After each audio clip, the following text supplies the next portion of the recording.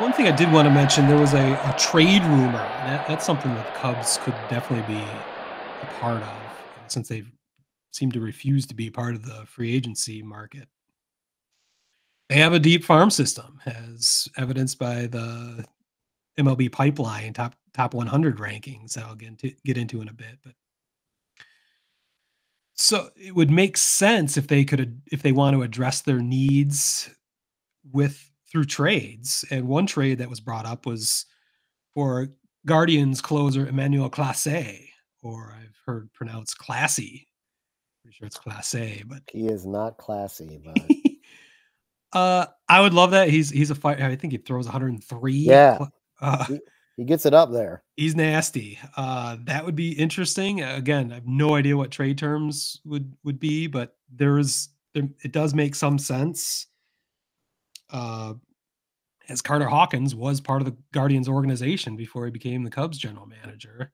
There's got to be, there's certainly relationships there where it would facilitate a trade a little bit easier than maybe some other organizations. So maybe that's where that speculation came from. I'm not sure how much fire is behind that smoke, but that would be a really interesting move that would potentially change my view of Cubs bullpen situation going into 2024, as he would immediately become your closer, and that moves everyone back an inning, thus strengthening every level of your bullpen. So there'd still be other moves that would need to be made, but that's one area that Jed could surprise us with in the short time remaining before this season starts. So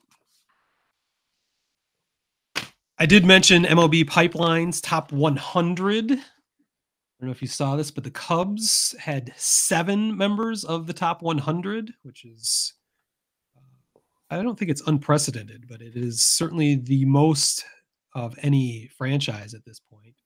It's the most of any list of the top 100 too. Other Okay. publications like ESPN just put theirs out. I think the Cubs had 3 or 4.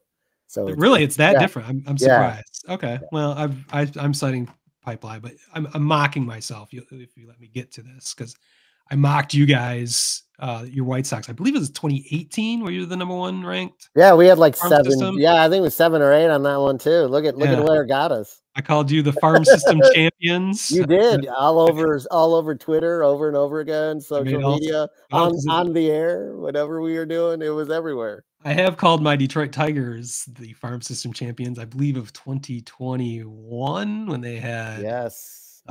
such prospects as Mize and Skubal and Riley Green and Spencer Torkelson coming through. So I mocked my own team at the same time, and I am now once again mocking my Chicago Cubs for being the 2024 farm system champions.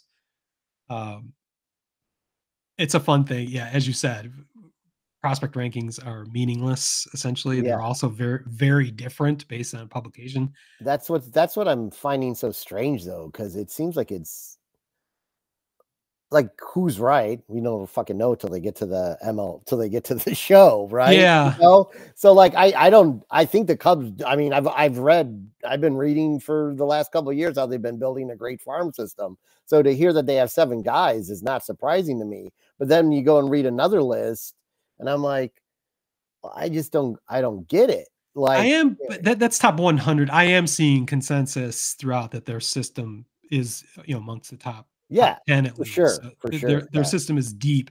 We're talking about that would be talking about depth versus talking about the top of it, which is that's one thing that was happening with the 2018 White Sox farm system. It was so top heavy, it didn't have the depth, and that's come out to play. So we'll see if the Cubs actually do have that depth, but that just comes back to the conversation about trades. That might be the Cubs' strategy to. I mean, they still need to add at least one more starter.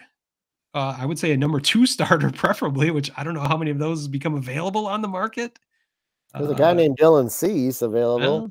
Well, that's something we might actually have to talk about. I think maybe that's next episode, because I think the White Sox would be incredibly foolish not to trade him before spring training starts, because if he gets hurt right now or before the season or during the season, they're holding on to that. I think that's a huge missed opportunity for a team that, I mean, we're not trying to be mean here. It's They shouldn't be competitive next year. And why would you have an asset like that that is expiring after next season on the roster when you could capitalize right now? You could lose all of that if he injures himself.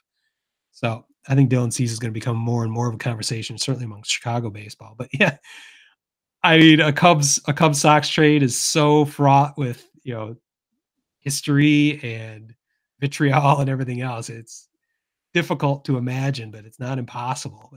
That seems like a matchup right there.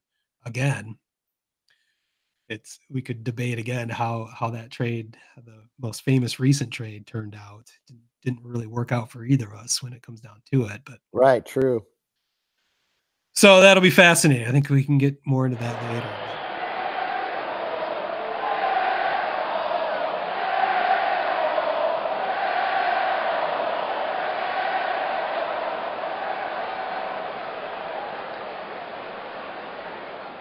Word Hole Media.